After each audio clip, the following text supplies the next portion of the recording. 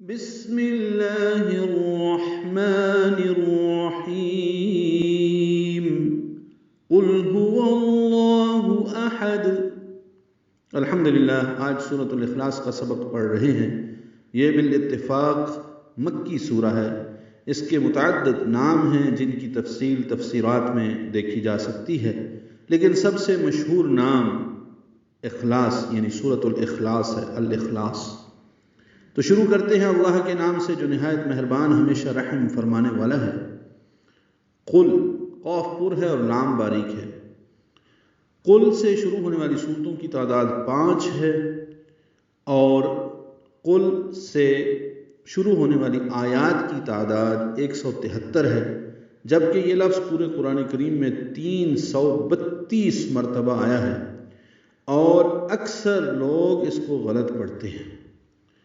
سب سے زیادہ سورۃ الفاتحہ کے بعد نمازوں میں یہی سورہ پڑھی جاتی ہے، وہ کہ قرآن کریم میں کہیں سے بھی پڑھا جا سکتا ہے، لیکن سب سے پہلے بچوں کو یہی سورہ یاد کروائی جاتی ہے۔ تو اس کا یہ جو پہلا حرف ہے قاف ہے، پر ہے، موٹا ہے اور لام باریک ہے، اکثر یہ کل پڑھتے ہیں، تو وہ یہ بہت بڑی غلطی ہے، لحن جلی ہے۔ قل، قاف پر، لام باریک اور لام پہ اظہار ہے، کلو نہ ہو، لام پہ قلقلہ نہ ہو۔